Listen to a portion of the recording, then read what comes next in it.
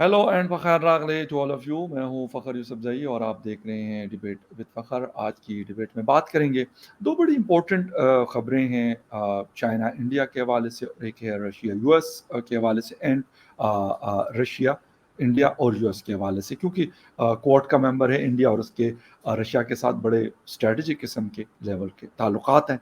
उस हवाले से दोनों ख़बरें हैं। एक तो ये है कि तिब्बत की बात होती है, अरुणाचल की बात करता है चाइना कि इंडिया को हम अलाउ नहीं करेंगे कि वो हमारे इलाके में आके कुछ डेवलपमेंट या इस तरह की चीज़ें कर सके। क्या हो रहा है ये कुछ दिनों के बाद? हम हमेशा देख रहे होते हैं 3 महीने, 6 महीने के बाद चाइना को इस किस्म की स्टेटमेंट हमें चाइना की तरफ से मिलता है। इसके पीछे वजूहात क्या है वो समझने की कोशिश करेंगे और इसके साथ-साथ क्वाड की बात करेंगे कि रशिया के साथ अभी जो 2 दिन का विज़िट रहा प्राइम मिनिस्टर मोदी का, तो उसके बाद से क्वाड का क्या स्टेटस है या क्या होने जा रहा है या क्या नहीं, अमेरिका खुश कितना है, नाराज़ कितना है, ये सारी चीज़ें आज के शो में डिस्कस करेंगे। और बात करने के लिए मैं जॉइन कर रहे हैं हमारे दोस्त, बहुत अच्छे सीनियर एनालिस्ट हैं हमारे भाई डॉक्टर अभिषेक मिश्रा साहब हमें जॉइन करें। डॉक्टर साहब, once again thank you very much for joining my show. पखैर रागली और मकाम पखैर आपको। थैंक यू डॉक्टर साहब, once again thank you very much. आपको भी माकाम पखैर और आपको पखैर रागले भी कहते हैं। वेलकम और नमस्ते एंड गुड इवनिंग। डॉक्टर साहब, इस वक्त चाइना, इंडिया, रशिया, अमेरिका, चारों की अगर हम बात करते हैं तो चारों की बड़ी इंपॉर्टेंस है दुनिया भर में। और समझ लें कि पूरे दुनिया को अगर हम देखें तो एक बड़ा इन्फ्लुएंस रखते हैं ये लोग। चाइना के साथ इंडिया की जंगें हो चुकी हैं। फिर 2019 का वाकया हुआ, जो भी इंसिडेंट हुआ डोकलाम में। लेकिन अभी अरुणाचल के हवाले से कभी वो उन इलाकों के नाम तब्दील कर लेता है, अभी वो कहते हैं कि जी हमारे इलाकों में इंडिया कोई डेवलपमेंट कर, हम इसको अलाउ नहीं करेंगे, तो India has no right to मतलब डू दिस एंड दैट। क्या हो क्या रहा है तिब्बत के हवाले से, क्या मामलात हैं? चलें, बाकी एलएसी की पे तो हमने ये चीज़ देखी हुई है, ये चलता रहा है। देखिए फकर भाई, अभी मैं आज ये बात ही करता, ये जो वन चाइना का आइडिया है ना, जब डायनेस्टिकल जो एम्पायर सिस्टम कोलैप्स किया चाइना में चिंग डायनेस्टी का, तो उसके बाद एक बहुत बड़ा इशू बना कि चाइना गवर्न कैसे होगा। जैसे इसको आप ऐसे समझ ले, आप ज्यादा रिलेट कर पाएंगे। ऑटोमन एम्पायर हुआ करता था, जिसको आप कहते हैं सल्तनत उस्मानिया, ठीक है ना। तो सल्तनत उस्मानिया के हिस्से में कुछ यूरोप का इलाका था और कुछ मिडिल ईस्ट का इलाका था, सेंट्रल वेस्ट एशिया का इलाका था। अब जब ये कोलैप्स कर गए खुद, तो क्वेश्चन ये बना कि भाई जो इनके अंदर से निकल गए हैं, अब उनका पॉलिटिकल भविष्य क्या है, उनका पॉलिटिकल स्ट्रक्चर क्या है, उनका पॉलिटिकल गवर्नेंस कैसे होगा, ठीक है ना। यही एग्जैक्टली इशू आपको चाइना में भी हुआ। जब चाइना में चिंग डायनेस्टी गिर गई, तो फिर वो वहां के इलाकों में एक वॉरलॉर्ड्स फैल गए थे, कई वॉरलॉर्ड आए, और उसके बाद ना वहां पे फिर अलग अलग फिलोसफीज ने जन्म लेना शुरू कर दिया। उनमें जो सबसे ज्यादा फिलोसफीज ने जन्म लिया या जिनका सबसे ज्यादा वाइड एक्सेप्टेंस था, वो था एक नेशनलिज्म, कोमितोंग कहते थे उसको, और दूसरा कम्युनिज्म। तो ये जो कम्युनिज्म और नेशनलिज्म ने मिलकर चाइना को यूनिफाइड करने की कोशिश की, क्योंकि जो चिंग डायनेस्टी के टूटने के बाद से या खत्म होने के बाद से फू यी उसके लास्ट एम्परर हुआ करते थे। बड़ी अच्छी मूवी है, यदि मौका मिलेगा तो जरूर देखिएगा। इसका नाम है the last emperor, it's a very good movie. तो उसमें फिर यही हुआ कि अब चाइना का भविष्य कैसे लिखा जाए। फिर कुछ हिस्से पे जापान ने कब्जा कर लिया था अटैक करके, और इस तरीके से तो वो फिर चाइना आपस में उनके यहाँ खाना जंगी हुई, सिविल वॉर हुआ। और वो चाइनीज सिविल वॉर में फिर वो वॉर जो है वो एक समय में कम्युनिस्ट और कुमितोंग यानी नेशनलिस्ट और कम्युनिस्ट के बीच की लड़ाई हो गई। उसमें चाइना ने जो इलाके अपने, उनका जो एक डेफिनेशन था सिल्क रोड वाला कि वो सब इलाके हमारे में आते थे, उसको उन्होंने मिला करके वन चाइना की एक फिलोसफी को जन्म दिया कि भाई ये वन चाइना, बाकी के पॉलिटिकल गवर्नेंस, जैसे चाइना आज तक फेडरल गवर्नमेंट नहीं है, चाइना एक यूनिटी सिस्टम ऑफ गवर्नमेंट है, फेडरलिज्म को वो जगह ही नहीं देते। उसमें जो तिब्बत का इशू है, वो तिब्बत एक डिस्प्यूटेड एरिया था, because Tibetans felt more Indians because of the Buddhism. Buddhism का जो इन्फ्लुएंस था उसकी वजह से उनका, और तिब्बत की जो स्क्रिप्ट भी है ना, उसमें आपको इंडियन क की सिमिलैरिटी देखने को मिलती है। तो वो they didn't feel Chinese that's way. जैसे आप अरुणाचल के लोग को देखे, वो अपने आप को चाइनीज नहीं कहते, वो कहते हैं हम इंडियन है। ये अलग बात है कि हमारे आगे कुछ मूर्ख इंडियन जो हैं, वो बेचारे नॉर्थ ईस्ट के जब हमारे भाई बहन आते तो उनको वो चिंकी या चाइनीज कहते हैं। ये एक भारत के जो इधर के जो प्रवासी हैं या जो रहने वाले हैं उनकी मूर्खता का ये दर्शन है, वरना they are as Indian as it gets. तो वही है फिर जब नेहरू जी के समय था, नेहरू जी ने मान लिया तिब्बत के ऊपर, जब इन्होंने कंट्रोल ले लिया चाइना ने, नेहरू जी ने कहा ठीक है हम तिब्बत को एक्सेप्ट करते हैं, जबकि तिब्बत इंडिया का पार्ट होना चाहता था या इंडिपेंडेंट रहना चाहता था। तो अगर इंडिपेंडेंट होता तो आज हमारा जो बॉर्डर था इंडिया चाइना, इंडिया तिब्बत और चाइना का होता, अब वो हो गया इंडिया चाइना का बॉर्डर। तो फिर जब तिब्बत पे कंट्रोल कर लिया तो फिर उन्होंने ना रिलीजियस जो परसिक्यूशन किया, आपको याद होगा यही चीज तो वो भी करते हैं, क्या नाम है, कम्युनिस्ट रशिया के, उन्होंने सारे रिलीजन को बंद कर दिया था, बैन कर दिया था। तो उन्होंने बुद्धिज्म को भी बैन किया। उसके वजह से क्या हुआ, जो वहां पे दलाई लामा साहब थे उस समय के, जो बच्चे ही थे, वो भाग के इंडिया आ गए। फिर इंडिया ने उनको रिफ्यूजी स्टेटस दे दिया, असाइलम दे दिया, उससे वो और चिढ़ गए चाइनीज। और उसके बाद से फिर एक तिब्बत का इशू जो था वो दुनिया ने एक्सेप्ट कर लिया कि भाई ये जो है it's a one China policy का पार्ट है। हालांकि 1960 तक चाइना जो मेनलैंड चाइना को लोग चाइना नहीं मानते थे, वो कोमितोंग को चाइना मानते थे, जो कि ताइवानीज चाइना है। इवन यूएन में भी उसी की रिप्रेजेंटेशन होती थी, ये वाले चाइना की रिप्रेजेंटेशन नहीं होती थी। बाद में इस पॉलिसी का रिवर्सल किया गया और ताइवानीज चाइना को भी फिर लोगों ने कहा कि ठीक है, चूंकि उन्होंने कहा यार जो मेजर लैंड है, जो मेजर चाइना है वो तो मेन लैंड है, ये ताइवान वाला चाइना जो है वो तो बड़ा छोटा सा है। वो एफ से नाम है, मैं फॉर्मोसा या ऐसे करके उसका नाम था, वो लोग कहते थे। और फिर अंत में यही हुआ कि मेनलैंड चाइना को आपको एक्सेप्टेंस देनी पड़ेगी। हेनरी किसिंजर आए, आपको पता ही है, फिर पाकिस्तान ने भी अपनी भूमिका निभाई थी। हेनरी किसिंजर ने आकर के उनको जो है वो उसमें लाने का जो स्ट्रीम है उसमें पूरा रोल प्ले किया चाइना के साथ, फिर ट्रेड रिलेशंस बने और आज चाइना जो है वो आप देख रहे हैं। तो ये जो तिब्बत की जो समस्या थी ये ऑलमोस्ट सबने एक्सेप्ट कर ली थी। इवन इंडिया भी वन चाइना पॉलिसी के अगेंस्ट में कभी नहीं बोला, चाहे नेहरू जी हो चाहे मोदी जी हो। अभी एक्सेप्शन आया है। अब अमेरिका ने भी कहा है, चूंकि चाइना किसी के भी टेरिटोरियल इंटेग्रिटी की जो रिस्पेक्ट है वो नहीं करता, खासकर हमारी तो कभी नहीं करता। एलएसी में हमारे उनके बहुत बड़े बड़े विवाद हैं। एलएसी मतलब लाइन ऑफ एक्चुअल कंट्रोल, तो वो लद्दाख को भी मानते हैं तिब्बत का एरिया, अरुणाचल को भी मानते हैं, वो उसके जगहों के नाम चेंज कर देते हैं। So now India has started talking to them in the same coin that they understand. तो फिर अभी क्या हुआ ना कि यूएस की कांग्रेस ने एक लॉ पास किया, रिजॉल्व एक्ट उसको कहते हैं। उसमें उन्होंने चाइना से, अब ये देखिए बड़ी मजेदार, ये यूएस वाले भी बदमाश कम नहीं है। अब तुम अपने पार्लियामेंट में ये लॉ पास कर रहे हो कि चाइना जो है वो अपने आप पे मैटर को रिजॉल्व करे, ये आपका डोमेस्टिक लॉ का पावर है। ये यूएन करता तो बात समझ में आती। ये पार्लियामेंट्री पावर के अंडर में आएगा कि हम कहेंगे कि भाई तुम अफगानिस्तान हो कि नहीं हो, अपने यहाँ गवर्नमेंट बनाओगे कि नहीं बनाओगे, ये यूएस लॉ बनाएगा। लेकिन बनाया उन्होंने। अब वो यूएस में ये लॉ बन गया और उसके बाद वो कह रहे हैं कि तिब्बत का डिस्प्यूट रिजॉल्व करो।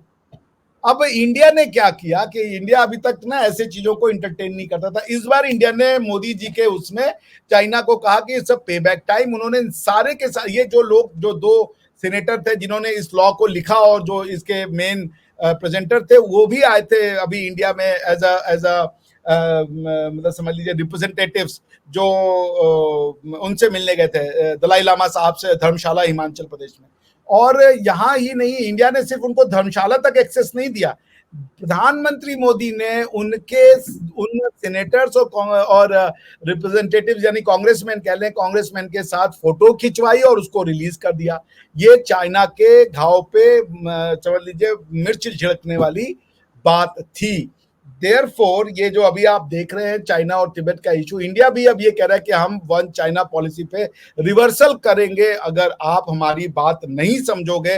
आपने कश्मीर में वो खेल खेला, आपने तिब्बत में, लद्दाख में वो खेल खेला, आप सिक्किम में वो खेल खेलते हो और आप अरुणाचल प्रदेश में भी वो खेल खेलते हो, और मणिपुर में भी ये खेल आपने थ्रू म्यांमार के जो खेला है उसमें चाइना के रोल को रूल आउट नहीं किया जा सकता, क्योंकि कुकी जो ट्राइब्स हैं वो एक समय चाइना बेस्ड ही ट्राइब हुआ करते थे। अगर आप हिस्ट्री में जाएं तो वहां पे जो फोमेंट किया इन्होंने सेक्टेरियनिज्म और जो वायलेंस को, वो एक जो टूल दिया जिसने पॉलिटिकल नैरेटिव को सेट करने में मोदी जी के, वो भी एक बहुत बड़ा कॉज है कि इंडिया कह रहे कि अगर आप हमारे अंदर डिस्टर्बेंस करने के लिए तैयार हो, आप हमारे यहाँ पे दुश्मनों को न्यूक्लियर वेपन देने को तैयार हो, चाहे पाकिस्तान हो चाहे नॉर्थ कोरिया हो, आपने सबको न्यूक्लियराइज कर दिया, डिलीवरेबल मशीन्स दे दिया है, आप उनको हथियार भी बेचते हो, then time has come to take you on by take the bull by horn।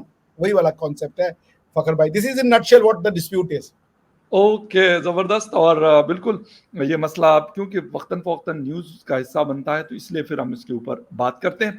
Doctor साहब, चीन और इंडिया का ठीक है बॉर्डर डिस्प्यूट है, लेकिन अभी रिसेंटली प्राइम मिनिस्टर मोदी ने विज़िट किया 2 दिन का रशिया का, और बड़ा मतलब बातें हमने लास्ट भी उसके ऊपर शो किया कि किसको बुरा लगा, किसको अच्छा लगा, लेकिन ये होता रहता है, ऐसा नहीं है। दूसरी तरफ क्वाड की बात हम सुनते पहले ज़्यादा एक्टिव सुनते थे, अब थोड़ी-सी बात कम हुई है।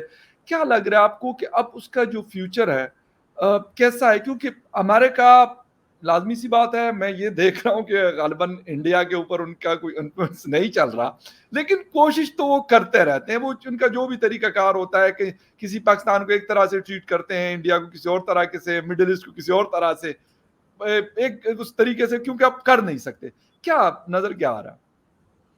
देखिए, पॉइंट ये है कि इंडिया अमेरिका का रिलेशनशिप इंडियन सब कॉन्टिनेंट में कैसे देखा जाएगा। हुँ, तो वो एक तो हो सकता है कि बायलैटरल देख लें। हुँ, अगर हम इसको बायलैटरल दिखाते हैं तो उसका प्रॉब्लम ये हो जाएगा कि फिर चाइना और रशिया इसको एज अ थ्रेट समझेंगे। हुँ, it's a very tight rope to walk. आप अगर इंडिया रशिया के क्लोज जाता है तो अमेरिका को डर लगता है, और अगर रशिया अमेरिका के अगेंस्ट क्लोज जाता है तो रशिया को डर लगता है। It's the same thing. तो यहाँ पे क्वाड का जो मैकेनिज्म क्रिएट किया गया कि क्वाड बनाओ, जिससे ये होगा कि ये जो 4 पार्टीज हैं ये मिलेंगी, बात करेंगी। चूंकि ये मिलिट्री ऑर्गेनाइजेशन नहीं होगी तो आई एम सो सॉरी। तो इससे ये होगा कि क्वाड के अंतर्गत आप जो है ना मल्टीलैटरल फोरम होने की वजह से कई बातों को कर सकते हैं, और आसपास के कई देशों को आप इंटरेस्ट में ले करके देख सकते हैं। स्पेशली आप एक चाइना को मैसेज दे सकते हैं कि आपकी हेजेमनी ऐसे चलेगी नहीं, जो आप साउथ चाइना सी पे कंट्रोल करना चाहते हो, या आप जो रूल ऑफ लॉ नहीं रखना चाहते हो। तो इस तरीके का मैसेज उनको दिया जाना चाहिए। तो इंडिया और दो चीजें हैं, इंडिया और अमेरिका का बायलैटरल रिलेशनशिप, जिसमें देखिए वो हुँ, 2+2 डायलॉग होते हैं, जिसमें foreign secretary plus defence secretary या आते हैं। हर साल वो 2+2 डायलॉग होते हैं। बिल्कुल, दूसरा, यू टू उन्होंने यू जो है। बायलैटरल के अलावा एक मल्टीलैटरल फोरम जो खोला हुआ है वो क्वाड है, क्योंकि यूएन में और बाकी जगह पे G7 और G20 वो फोरम होता नहीं है सही से, जहां पे कि आप ये इंडियन सबकॉन्टिनेंट सेंट्रिक बात करें। Quad is a Indian subcontinent centric institution. तो वो जैसे अब G7 है, G20 है, तो फिर आप यूरोप की बात करेंगे, अफ्रीका की बात करेंगे और दुनिया भर की बातें करेंगे। लेकिन जब आप क्वाड में आएंगे तो फिर आप इंडियन सब कॉन्टिनेंट के ही जो जो सब्जेक्ट मैटर है उस पर डिस्कस करेंगे। सो क्वाड की रिलेवेंस इस दृष्टि से बढ़ जाती है कि इंडिया का क्या रोल होगा इंडियन सब कॉन्टिनेंट में, अमेरिका का क्या रिलेशनशिप होगा इंडिया के साथ स्पेसिफिक टू इंडियन सब कॉन्टिनेंट। क्योंकि एक इंडिया के साथ रिलेशन है कि रशिया में जो हो रहा है उसका इंडिया और अमेरिका रिलेशनशिप पे क्या असर पड़ रहा है। It is nothing of which is connected to the Quad. दूसरा है कि मान लीजिए सेंट्रल वेस्ट एशिया में क्या हो रहा है, वहां पे स्टेबिलिटी कैसे लानी है, हुती क्या कर रहे हैं, हाँ, यमन क्या कर रहे हैं, इजराइल हमास के वॉर में क्या हो रहा है। तो उसमें आप यू डोंट नीड क्वाड। मगर जब आप इंडियन सब कॉन्टिनेंट सेंट्रिक पॉलिसी का बात करना चाहते हैं, then Quad comes into the play. हुँ, तो इसलिए क्वाड का जो रिलेवेंस है उसमें मल्टी पार्टी फोरम्स है। और एरिक ग्रासिटी साहब ने कहा था कि as far as Quad is concern, India is a driver, जो इंडिया कहेगा हम वो करेंगे। US is navigator. Okay, US बैठ में ये बता रहा है कि भाई हाँ ये रास्ता ठीक है, रास्ता ठीक है, लेकिन ड्राइव तो इंडिया को ही करना है। रास्ता चेंज करना चाहे तो वो कर सकते हैं। अब आप जैसे इसको इंटरप्रेट कर ले। ओके, ऑस्ट्रेलिया को उन्होंने कहा कि भाई इट्स सर्विस प्रोवाइडर, कि भाई बीच में चिप्स विप्स खाना है तो पीछे से ला करके आप। ओके, और जापान का काम है ओवरऑल कि वो उसको ऑब्जर्व करे और वॉच करें कि भाई चीजें ठीक ठाक हो रही है कि नहीं। So this is what quad is for you. तो इंडिया ही क्वाड का वो है। और चूंकि अमेरिका जब इंडिया का ओपिनियन जानना चाहता है वेस्ट एशिया पे, तो कई फोरम है, G7 है, G20 है, यूएन है, सिक्योरिटी काउंसिल है। लेकिन जब आप इंडियन सब कॉन्टिनेंट में आकर के और आप साउथ चाइना सी डिस्कस करना चाहते हो, तो इन्होंने जापान को भी इसीलिए पार्ट बनाया है, ताकि ये ना कह पाए चाइना की भैया तुम इंडिया और अमेरिका मिलकर खाली चाइना के रिलेटेड क्यों बातें करते हैं, दुनिया से रिलेटेड बात क्यों नहीं करते हैं।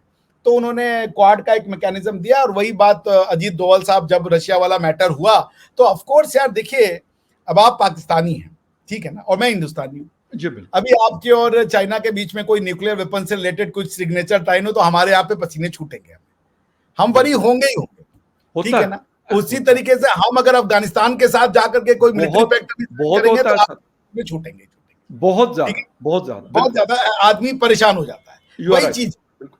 तो अब आप जाके गले गले मिल लिए उधर 75वां वो नेटो बना रहे थे और आपने जाके गले मिल लिया, वो तो पूरा का पूरा वो जो सेलिब्रेशन था उसमें पानी फिर गया। ठीक है ना? तो आप क्या मैसेज बिल्कुल। दे रहे हो कि नेटो की रिलेवेंस को आप चैलेंज कर रहे हो। इसके कई रीडिंग्स हो सकते हैं हुँ। ना, आपका गले लगना ऑन द सेम डे जब नेटो अपना 75th एनिवर्सरी मना रहा है और आप रशिया में पहुंच गए और ये पूरी लड़ाई नेटो को लेकर के है, तो आर यू सेइंग कि यू आर बिल्कुल, एग्ज़ैक्टली। अच्छा सो लेकिन इसलिए ये जो मिसकम्युनिकेशन हुआ उसके लिए डोभाल साहब गए होंगे और वो जो गवर्नमेंट ऑफ इंडिया का जो पोजीशन है उसको क्लियर करेंगे, क्योंकि इससे पहले कि कुछ मिसकंसेप्शन बन जाए और फिर हमारे हुँ। कुछ अच्छे पड़ोसी लोग भी हैं जो जाके उसको कहेंगे देख लो हम तो कह रहे थे ये मक्कार है तो नहीं ले उससे पहले ही वो चले गए फायर फाइट करने। जी। अच्छा लेकिन डॉक्टर साहब जब रशिया और इंडिया करीब होते हैं या चाइना और रशिया आपस में करीब होते हैं, तो दुनिया में एक जिसे कहते हैं, मैं ये तो नहीं कहता कि दुनिया हिल जाती है, लेकिन एक बड़ी मतलब एक फ़ोकस रहता है उसके ऊपर। अब यहाँ पे क्या अमेरिका और जो इंडिया के दरमियान हम देखते रहे हैं मोदी जी विज़िट करते रहते हैं अमेरिका, ट्रंप के ज़माने में भी किया, जो बाइडेन के ज़माने में भी किया, बड़ा मतलब एक बड़ा प्रोटोकॉल मिला उनको, इसमें कोई डाउट नहीं है। लेकिन क्या अब ऐसा नहीं लग रहा कि थोड़ा-सा उस तरफ से अब गालिबन इंडिया की तरफ से भी लग रहा है, मैं एज़ ए इंडिपेंडेंट जर्नलिस्ट आपसे बात कर रहा हूँ, ना एज़ ए पाकिस्तानी, ना एज़ ए अमेरिकन, ना एज़ ए इंडियन। लेकिन मुझे लग रहा है कि थोड़ी-सी जैसे सर्दमहरी नहीं हो जाती? कोई ऐसी चीज़ आपको लगती है या मेरा हो सकता है इंडिया ये मेरी अमेरिका में परसेप्शन। जी, इंडिया अमेरिका में, यस एग्ज़ैक्टली। देखिए बिल्कुल मैंने आपको कहा ना फर्क तो पड़ता है भाई, एक डिस्पोंडेंसी तो आ ही जाती है ना, ऐसे नहीं है कि ओके। नहीं फर्क पड़ेगा। आप हक दे रहे हैं तो बहुत बड़ा भाई, ये एक बहुत बड़ा सिंबल, पूरा वेस्ट का मीडिया इसको जो है वो कवर जी, किया है बिल्कुल, और वो तो उस पे बिल्कुल। घंटों एयर टाइम, वो इंडिया कहाँ जाता है कहाँ नहीं, ये तो उनके लिए मैटर ही नहीं करता था कि भाई मोदी साहब कहाँ जा रहे हैं, किससे बिल्कुल। मिलने जा रहे हैं। लेकिन इसको तो इतनी एयर टाइम मिली है इस पूरे मीटिंग को, क्योंकि उन ये वेस्ट का मोराल बूस्टर, मोराल जिसे कह लीजिए एक तरीके से किल कर दिया इस पूरे के पूरे जो ट्रिप ने। और जी। दूसरी चीज ये भी जानिए कि वेस्ट रशिया को आइसोलेट करना चाहता था, मगर वेस्ट ये बात समझ रहा है कि दे आर आइसोलेटेड। बिल्कुल। आप एग्ज़ैक्टली, अगर यू आर एक राइट। पाकिस्तानी से भी पूछिएगा तो वो अमेरिकन, वो उनकी मजबूरी हो सकती है, मगर दिल में वो है कि यार रशिया के साथ खड़े हो जाओ। आप समझ यू आर गए। राइट। सर है, बिल्कुल ये हकीकत है। बिल्कुल तो सही कह रहे हैं। सो पॉइंट ये है कि West wanted Russia to be isolated, but the end result is that they find themselves to be cornered. ठीक है ना? सो दे हैव बीन हुँ। कॉर्नर्ड, तो अब वो छटपटा रहे, so they can not lose friends, but at the same time West एक पावर तो है ही है। अब आप ये सोच लीजिए कि वेस्ट की पावर का मैनिफेस्टेशन क्या, मैं कहता हूं मैं ताकतवर हूं, तो कैसे ताकतवर हूं, जैसे मैं जी, अपनी बिल्कुल, ताकत हाँ। अपने ज्ञान को समझता हूं। बिल्कुल। जी, फिजिकल बिल्कुल। तरीके में कोई भी आके मुझे दो थप्पड़ मार देगा, मैं कहीं कर लूंगा। लेकिन सही, अगर आप मुझसे बिल्कुल। इंटेलेक्चुअली बात करेंगे तो आप कहीं के भी हो, मेरा आपका कोई मैच नहीं ज़बरदस्त, होना। ठीक ज़बरदस्त, है ना? ज़बरदस्त। तो पॉइंट ये कि अब इंडिया और जो इंडिया का जो मैनिफेस्टेशन है पावर का, वो मैनिफेस्टेशन या तो आप इकोनॉमिकली करते हो या तो आप ये डिप्लोमेसी के थ्रू कर रहे हो। हुँ। तो ये जो मैनिफेस्टेशन हो रहे हैं ना, इसका असर पड़ रहा है अमेरिका के मोराल पे कि भाई ये क्या हो रहा है। वो सोचने लगे कि भाई अब आप देख लीजिए, अब वेस्ट की पावर जो थी वो क्या थी, फाइनेंशियल कंट्रोल था उनका ना, पूरी दुनिया के फाइनेंस पे कंट्रोल था, वो टूट गया। मैं रशिया में रहा, मुझे थोड़ी प्रॉब्लम हुई कि मेरा कार्ड नहीं चला, लेकिन अल्टीमेटली क्या, ट्रेड नहीं हो रहे। आपने रशिया को सारे स्विफ्ट बैंक से और फाइनेंशियल सिस्टम से काट रखा है, बट रशिया की हेल्थ पे धेले भर का फर्क नहीं पड़ा, इवन इकोनॉमी 3 भी सालों से उनकी सर बहुत अच्छा चल रहा है, 3 सालों से मज़ाक नहीं एग्जैक्टली होता। एग्जैक्टली, मतलब इकोनॉमी को तो रिसेशन में धंस जाना चाहिए था, उल्टा इकोनॉमी जो है खत्म हो वो जाना चाहिए सर। 1930 में जिस तरह का रिसेशन आया था एग्जैक्टली कि लोग बास्केट में पैसे ग्रेट लेके जाते थे और डिप्रेशन। कहते हैं कि जेब में चीजें लेके आते थे, तो सूरत हाल तो वो वाली होनी चाहिए थी मेरे ख्याल से एग्जैक्टली, मॉडर्न एरा में। लेकिन तो इट उसके डिडंट बिल्कुल कम आउट। उलट है। सो अब ये है कि फिर वेस्ट पावरफुल है। भाई दो ही पावरफुल हम्म। हो सकते हैं। आपका ये था कि हम इनको ना इतना आइसोलेट कर देंगे, फाइनेंशियल मैकेनिज्म से ये कर देंगे कि यस। ये भीख मांगने पे आ जाएंगे और हमारी ताकत को मानेंगे। दूसरा मानेंगे। तरीका है मिलिट्री ताकत। जी मिलिट्री ताकत बिल्कुल। तो आपने खड़ी कर दी है कि नाटो यूक्रेन में नहीं जा रहा है, ये फ्रॉम द डे वन हो गया था कि हम इसको जी वर्ल्ड वॉर बिल्कुल। नहीं बनने देंगे। जी ठीक है बिल्कुल। ना? वर्ल्ड वॉर नहीं बनने देना है तो military might of the west की तो क्वेश्चन खत्म हो गई। अब एग्ज़ैक्टली। दूसरा जो माइट ऑफ द वेस्ट जिसका टेस्ट था वो था उनका फाइनेंशियल और इंटरनेशनल आर्किटेक्चर जो चलता है हुँ, जियोपॉलिटिक्स के ऊपर, उस पे उनका कितना कंट्रोल है और वो कितना किसी देश को पेन फील करा सकते हैं उनके द्वारा बनाए गए नियमों का उल्लंघन करने पे। उसका हुँ, रिजल्ट ये आया कि आप धेले भर का पेन नहीं फील करा सकते, क्योंकि रशिया ताल ठोक के 3 साल से बैठे पड़ा है। इकोनॉमी पे धेले भर का एग्ज़ैक्टली, असर नहीं हुआ, बल्कि जर्मनी की इकोनॉमी अभी रिसेशन में चली गई थी जब उन्होंने कहा कि हम रशियन एनर्जी वो नहीं लेंगे। अब वहां पे भी नेटो में भी अब आपको टूट देखने को मिल रहा है। एब्सोल्यूटली राइट, ठीक है ना? बिल्कुल। जो पॉइंट यही है कि फिर नेटो में भी जो चिंता है ना कि इंडिया किस करवट बैठेगा, आप यू आर समझ रहे राइट। हैं, तो वो एक वरी है। इसलिए मेरे ये ख्याल है कि हमारा ये कहना है कि भाई देखिए, रशिया ने हमारा बहुत साथ दिया। जी, आप कोई बिल्कुल। भी वॉर देख ले, आप पाकिस्तान के साथ हमेशा, हमारी वॉर तो पाकिस्तान और चाइना से हुई है, बिल्कुल, तो बिल्कुल, पाकिस्तान के साथ तो वेस्ट हमेशा खड़ा था। पाकिस्तान को जितने भी बड़े अच्छे वेसेट बिल्कुल। जो वेपन दिए जाते थे बिना पैसे के, जी, वो वेपन तो आपने ही दिए ना, हमें तो आप वेपन बिल्कुल, देते भी नहीं थे। तो हमें वेपन देने का काम किसने किया था? रशिया ने किया था। बिल्कुल जब किया। 1971 में आपने वो उधर से भेज दिया था, अमेरिका ने अपना वो बेड़ा की भाई हम जी, इनको जी, देखेंगे, उसको बिल्कुल। रोकने का काम जिसने किया था वो भी रशिया था। तो फिर हुँ, यार देखिए फखर भाई, गद्दारी ट्रस्टेड नहीं करूंगी। फ्रेंड है, हाँ, तो अगर ट्रस्टेड आपके लिए फ्रेंड है। कोई खड़ा हुआ है तो फिर भारत वो देश है बहुत कि भाई बड़ी हम भी, बात है। आज आपकी जरूरत, कल को फिर ये बाजी पलटेगी, कल हो सकता है फिर से हम प्रॉब्लम में आए, यू क्योंकि बिल्कुल, हमेशा ये कोई ब अच्छे में नहीं रहेगा। तो यू आर इसलिए एब्सोल्यूट जो यूएस हमारा टेस्टेड अलाई नहीं है, वो आपका एग्री। टेस्टेड अलाई है। आपने गड़बड़ की थी जब आपने यूएस को चीट किया, लेकिन रशिया हमारा हुँ, टेस्टेड अलाई है। हम रशिया को चीट नहीं कर सकते, हम डबल गेम नहीं कर सकते। ज़बरदस्त, हम जो ज़बरदस्त। करेंगे वो फेस पे करेंगे, वो बता के करेंगे कि भाई हम आज जैसे अमेरिका और रशिया से क्लोज होने का एक बात तो ये है ना, पुतिन साहब मोदी जी को इसलिए भी बुला रहे हैं कि अगर आप कर सकते हैं मीडिएटर, हम आपको एक्सेप्ट कर रहे हैं। मैं आपको ताल ठोक के कह रहा हूं कि प्राइम मिनिस्टर मोदी को वर्ल्ड लीडर की भूमिका में पुतिन साहब ने मान लिया है। उन्होंने फोटो रिलीज करवाए हैं, ये फोटो कि मोदी साहब 5 बार ऐसे हाँ, ऐसे हाँ, बिल्कुल, ऐसे कर रहे हैं, एग्ज़ैक्टली मैंने वो देखी है सब। मजाक है।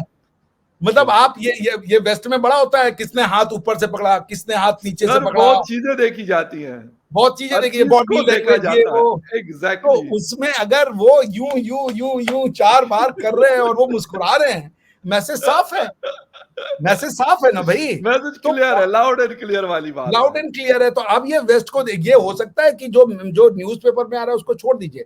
मुझे लगता है कि अजीत डोभाल साहब प्राइम मिनिस्टर मोदी का मैसेज लेके गए हैं कि रशिया इज रेडी और हम ये रोल प्ले करने को तैयार हैं। क्योंकि ये देखिए, ये इसराइल और हमास वाला डिस्प्यूट नहीं है जहां पे या socio agri, cultural religious historical सब कुछ, ये पॉलिटिकल कंफ्यूजन है।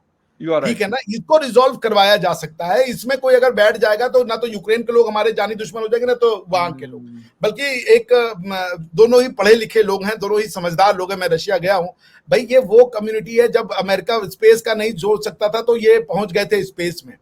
अच्छा बिल्कुल, फकर भाई, बिल्कुल। अमेरिका अमेरिका क्यों है? क्योंकि वो जर्मनी का इंटेलिजेंट ले लेते हैं, इंटेलिजेंस ले लेते हैं, इंटेलिजेंट पीपुल, वो ऑस्ट्रेलिया फ्रांस का का ले लेते हैं, कनाडा का ले लेते हैं, पाकिस्तान का, पाकिस्तान का इंडिया ले का, लेते हैं, सबका लेके वो, अफ़गानिस्तान का। बिल्कुल, बिल्कुल, अफगानिस्तान सबका लेके वो उसको अमेरिकन बना देते हैं। लेकिन एग्ज़ैक्टली, रशियन अपने आइडेंटिटी पे वो जो भी किया उन्होंने किया ना, वो अगर वो गए स्पेस में तो उन्होंने दुनिया भर के इंटेलिजेंस को नहीं, दुनिया भर के इंटेलेक्चुअल पीपल को नहीं बुलाया। उनके यहाँ इतनी एग्री, पॉपुलेशन थी कि वो अपने दम पे चले गए, और मुश्किल से बेशक। 15 करोड़ है, 14 करोड़ है। सोचिए जरा द हुँ, इंटेलेक्ट। मैं गया वहां पे, उस सोसाइटी के कॉलेजेस देखे, यूनिवर्सिटीज देखी, क्या मतलब आप सोच नहीं सकते हाउ फार वो एब्सोल्यूटली, बेचारे इकोनॉमिकली पिट गए, क्योंकि वो सोशलिज्म की थ्योरी लेके चले थे। अगर इकोनॉमी उनका साथ देती ना, तो ये जो उनका जो वो है स्पुतनिक, या उनके जो स्पेस वो है, उसका जी, नाम जी। मैं भूल रहा हूँ, वो कई गुना आगे होती नासा से। But they simply hmm, got beaten by NASA because of the financial breakdown absolutely, that they, absolutely right वरना बिल्कुल वो यही कम्युनिटी भी जबरदस्त है भाई। रशियंस ऐसे वैसे नहीं है। अब यू हमारे आर यहाँ राइट, पे भले वो बिल्कुल। जो भी कहें, जरा उनके इंटेलेक्चुअलिज्म का लेवल ही दूसरा है। बेशक, बिल्कुल सही और मेरे ख़्याल में ये चीज़ अमेरिका भी जानता है इसीलिए उनको लगता है कि अगर चाइना, रशिया, इंडिया ये एक ट्राइका बनता है, तो उनके लिए फिर मुश्किल ये नहीं है कि कोई जाके उनके साथ जंग करना शुरू कर देंगे, लेकिन ये ज़रूर हो सकता है कि एक पावर होगी, जिस तरह नेटो एक पावर है, दुनिया मानती है उसको, अमेरिका है उसको लीड करता है, तो एक ताकत है उनके पास हर किस्म की टेक्नोलॉज़ीज़ अगर ये तीनों आपस में मिलते हैं, तो फिर लाज़मी सी बात है उसमें अगर ईरान, अफ़गानिस्तान और पाकिस्तान भी हो, तो कम से कम ये कि एक तो स्ट्रेटेजिक डेप्थ इनके पास बहुत होगी, और दूसरी चीज़ ये कि इनके पास टेक्नोलॉजीज़ और ये सारी चीज़ें भी अवेलेबल होंगी, और तीसरी और आखिरी चीज़ ये होगी कि जो इन चीज़ों के ऊपर ये पैसा खर्च करते हैं, इंडिया का चीन के साथ डिस्प्यूट है, पाकिस्तान का इंडिया के साथ है, पाकिस्तान का अफगानिस्तान के साथ, तो वो चीज़ भी ख़त्म हो सकती है। तो ये मेरे ख्याल में भी हो सकता है, और अगर अभी डिस्प्यूट सॉर्ट आउट कर दिया रशिया यूक्रेन का, तो फिर मेरे ख्याल में बहुत सारी चीज़ें हमारे सामने एक और पिक्चर क्लियर हो जाएगी। जी डॉक्टर साहब, कुछ कहना चाह रहे हैं? एक स्टेटमेंट दूंगा, देखिए लोहे को लोहा काटता है, गोरे को गोरा काटता है, याद रखिएगा। जबरदस्त। Thank you very much doctor साहब, वंस अगेन आपके टाइम का बहुत शुक्रिया, आपने शो ज्वाइन किया। And viewers, thank you very much for watching debate with Fakhar Yusuf ji. किसी और डिबेट में आपसे फिर मुलाकात होगी, तब तक के लिए टेक केयर एंड बाय।